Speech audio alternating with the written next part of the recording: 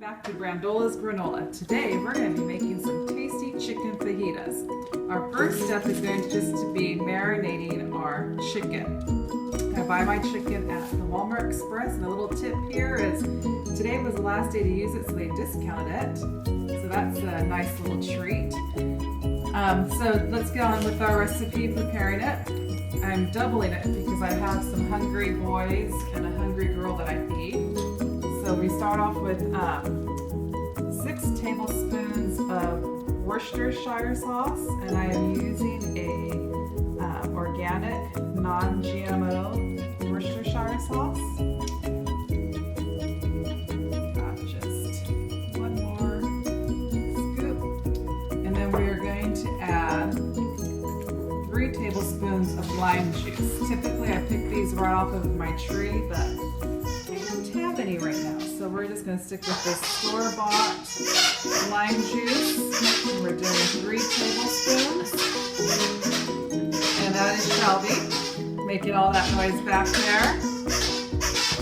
We're also going to add in 2 tablespoons of water and 2 tablespoons of vegetable oil that I've already put together, and then we're going to do 2 cloves of garlic. So I'm just going to go ahead and get the cloves of garlic. So a good way to peel them is just to smash it, and then your peelings just come right off. And we're going to throw those peelings right into our garbage bowl. If you're a fan of Rachel Ray, you know about the garbage bowl there. So I just line my garbage bowl with the grocery bag, so it's easy. Smash some of those garlics. Okay, I'm just going to give these garlics a rough chop. Get rid of those little edges there.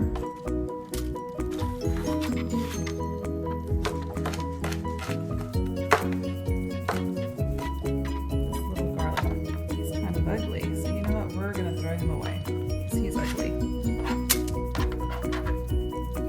They're all ugly. Let's see if we can find a nice garlic in here. These garlics come straight from the farm, the local farm.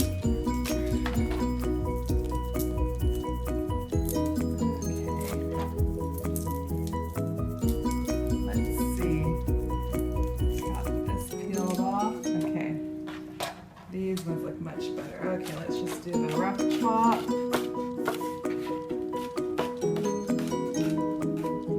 And we're just going to go ahead and throw these to our Ziploc bag. And you might be wondering, why am I using a Ziploc bag?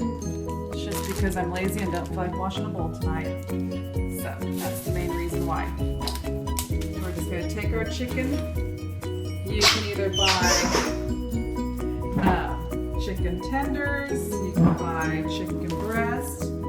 Today I got the thin sliced chicken breast only because, like I said earlier, they were on sale and they're still a little bit frozen, but that's okay. So I'm just going to go and show you just a few of these before we end this for a minute. So actually when they're frozen, they actually chop up a little bit nicer. I just cut them up into strips, and then we're just going to drop them into the marinade, just like this, and then we'll just let them sit out. Since they are frozen, we'll let them sit out for the 20 minutes, and they'll be perfect, and they'll be ready to cook. So we'll be right back, just in time. I am making beans for the side dish, and tonight we're cheating with our beans. We are using canned beans. So what I do is I just put enough oil in the pan just to kind of like 1 or 2 tablespoons. And to add a little extra flavor, I chop a clove of garlic and just a little bit of onion. We throw those in. Do the sizzle. That's what we want. We want a hot oil with a nice sizzle. You can pick that up, cameraman. And then we're just going to dump in our 2 cans of beans. This brand is actually my favorite, the Wild Oats. It's organic. And I get this at the Walmart Express Neighborhood Express store, I think that's what it's called. Or I also like these ones. These are organic beans from Vaughn's or Safeway. And I'm mixing the white beans or canali beans with pinto beans, just because I only have 1 can of pinto. Okay, so we've already started over here while this meat is marinating. You can see how the meat is nice and marinated and it's not frozen anymore. So you know, we're actually gonna go ahead and put this in the pan. So we're just gonna add a little bit of extra virgin olive oil to the bottom of our pan, and just enough to coat it. That's the word I was looking for. So we're just gonna move that around there. And while that heats up, I'm gonna go finish chopping up my peppers. I've already chopped up my red, yellow, and orange bell peppers, and I'm just gonna clear these out of all the ribs and seeds. And if you remember from the last episode, Shelby's right here on the floor waiting for her treats. So she patiently sits there and waits. And then we also have 2 onions because of my hungry boys and my hungry girl. 2 of them love the onions and bell peppers. So we're doing a lot. Remember, your onions, I always seem to forget this, but your onions actually shrink down. So you need to do more than you actually think you need. And then a tip on the bell peppers, if you do live in an area where there is a Walmart super center, they don't necessarily say that some of the food's organic. You know, most superstores have a organic section. Walmart has one, but these bell peppers came from the regular section, and they just happen to be organic, non-GMO bell peppers. Same with the onions, green onions I also purchased from there. So you just gotta kind of check the labels. I prefer all of my produce to be grown in America. And with garlic, you really have to be careful because most garlic is actually grown in China. They don't have the same practices we have here. So with the onions, just gonna peel off this outer layer, and then we just slice it long ways. What's nice about fajitas is you don't have to really dice, you just have to slice.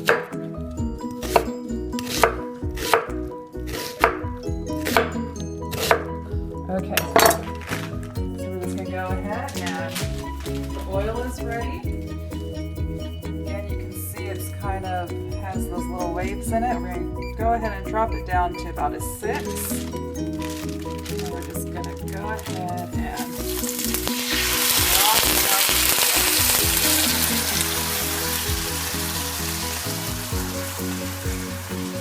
Throw this away. I don't know what my cameraman's looking at. So we're gonna go ahead and just get this in the pan a little bit better. I kind of overcrowded this pan.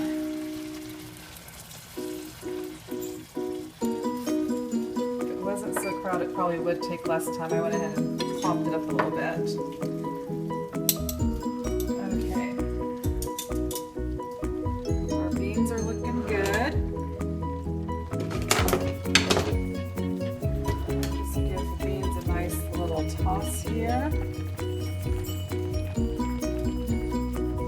I like the multicolor.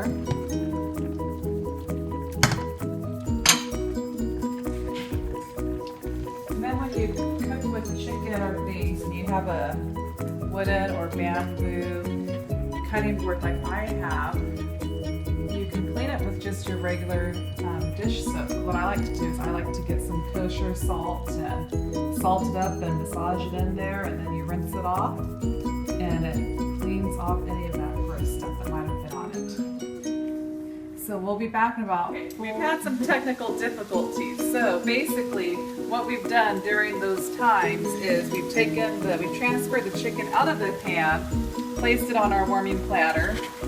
Normally you would cook your vegetables with your chicken, but basically I just transferred them through my veggies in that marinade that was left over. They've been cooking now for about 3 to 4 minutes. So, to me they look great. Some people really like their veggies cooked. Some people don't like them cooked as much. So I think they're done. The chicken is pretty much done. The beans are looking good. I think I forgot to mention the cans. I just drain off that top liquid. I don't drain it all off because you want a little bit of liquid left in them. And then all I'm going to do is just smash them up. And I like to leave a few whole and a few smashed. Everything is smelling really good in here. You can smell the garlic, you can smell the onions, all the flavors are coming together. And the last thing is that these are supposed to be fajitas, but you know, you can change things. I love my panini maker because I can heat my tortillas on it. And here is another technical difficulty. There they are, they got moved. Okay, so I just turn on my grill. My panini maker comes with a grill for the paninis that puts those nice grill marks, or these 2 griddle pans. And I'm going to warm my tortillas on here, close it, and get ready to plate this food up. And usually when it's really hot, it just takes seconds. I've had this panini maker probably close to 10 years, and I just figured out that I could warm up my tortillas on it. I grew up with a gas stove, and I would just throw my tortillas on that flame and just warm my tortillas up that way. But when you get an electric stove, you can't so much do that. So let's see how they are. They're still not quite done. This actually, it's called the Griddler Gourmet by Cuisinart. It's also great for making pancakes in the morning, which I just also discovered. I have always strictly used this just for paninis up until the time that my toaster actually broke, and I needed a way to heat up toast. And I thought, hey, how about the panini maker? So again, this is also great for toasting toast. Okay, cameraman is getting bored. He's saying to wrap it up and move it, and that's perfect timing. So while I plate this, I'm going to go ahead and throw on 2 more. The cameraman must be hungry because he's dipping into the food. So we're going to give a good helping of chicken, only because I forgot my husband's not home. So I typically have 3 hungry guys and a hungry girl I feed, because remember, I'm a vegan, so I won't be eating any of this food. And then we're just going to top it off right here with the veggies. I'm going to go and turn those down and see as the longer they stay on, they're getting a nice brown color to them, and Shelby just will not move out of my way. We're going to turn those off. And then we're going to go ahead and put some beans on this plate. And then we're going to, oops, I forgot to do this. I always say that if your plate looks pretty, your food is going to taste better. So we're just going to go ahead and add some cilantro to it. And then one of our favorite things to do, these guys, since I didn't close the lid on them, is to ring the dinner bell. Thanks for joining us on Brandola's Granola. See you next time.